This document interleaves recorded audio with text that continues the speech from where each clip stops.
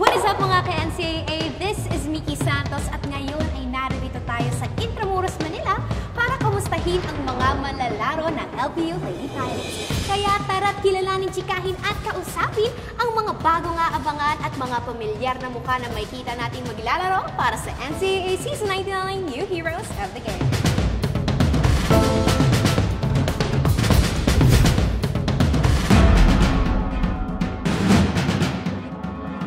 Siyempre, ikaw, captain ka. Ano ba yung mga pinagpaghahandang ginawa mo? Nagkaroon po kami ng SEM break.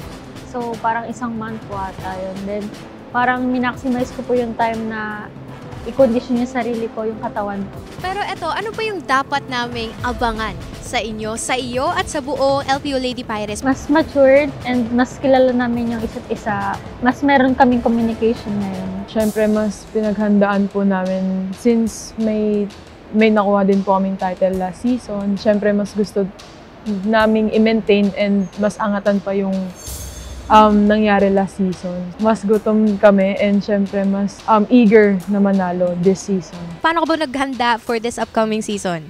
More on strengthening kasi po ngayon, yung sa tuhod ko po kasi parang may jumpers problem po. So, nag-focus po talaga sa strengthening po. Ngayon, okay naman po siya. Hindi po tulad last time na hindi po talaga ako makatalon. Meron bang nagbago sa sistema ni Coach?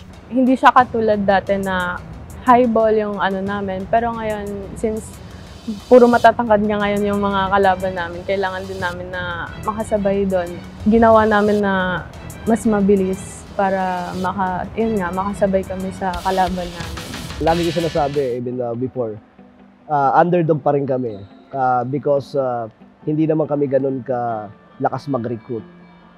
Pero ginagawa namin yung part namin as a team, as a whole, even the management, para ma-improve yung sistema namin. Meron ba kayong mga bagong recruits na dapat namin abangan, syempre? Actually, mas marami nga po yung bagong recruits kaysa mga sa before. And nakakatuwa po kasi naka-adapt agad sila sa system ni Coach. And parang nagkaroon kaagad kami ng magandang chemistry. Siguro yung challenges lang na kinaharap namin is kung paano namin i-blend yung mga veterano namin doon sa mga newbies namin. Kasi almost parang nasa half ata yung bago namin. Kung paano namin titimplahin ng maayos. Hindi po kami gel nung una eh. As in, hindi po siya sobrang okay. Pero naman po namin yun, nagamot po namin yun. Nila ate po. Sobrang thankful po kami sa seniors kasi sila po yung gumagawa ng paraan para maayos yung team sa loob and outside the court. As rookie po, siguro ginaid naman po ako ng mga seniors namin, sila ate.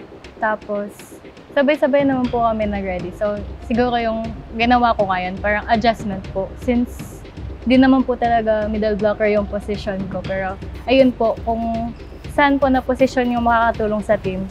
Kaya pinagtrabahuan ko po. Ikaw, Venice, bilang team captain, sino sa tingin mo ang team to beat this season? Arellano.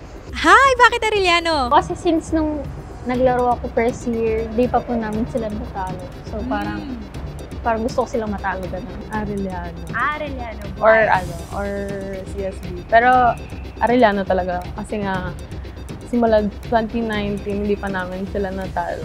AU kasi since pumasok po ako dito and hindi pa po namin natatalo ang AU. Of course, Benilde. Siyempre, defending champion po. Binild po. Gusto ko po sila makalaban. Tsaka gusto ko po yung yung teamwork po nila. Gusto din po namin ipakita sa this coming season na ganoon din po kami ka-gel sa loob. Meron ka bang particular player in mind na gusto mong talunin? Yung Shigamit po. Alam ko po kasi siya parang ate-ate ko po. So, sobrang close po namin. I'm inviting everyone po na manood ng NCAA Women's Volleyball. Sa buong LPU community po, sana po supportahan niyo po kami and ibibigay po namin yung best namin. Sa LPU community, sa pamilya po namin dito sa LPU, kayo po ay aming inaanyayahan na kami ay suportahan sa incoming NCAA Season 99. Viva Pirata! Viva! Viva Pirata! At ayun nga po, nakita't nakilala na natin ang mga manlalaro ng LPU Lady Pirates. Abangan sila sa kanilang mga susunod na laban dito lamang sa NCAA Season 99 New Heroes of the Game. Once again, this is Mickey Santos. Viva! Viva Pirata!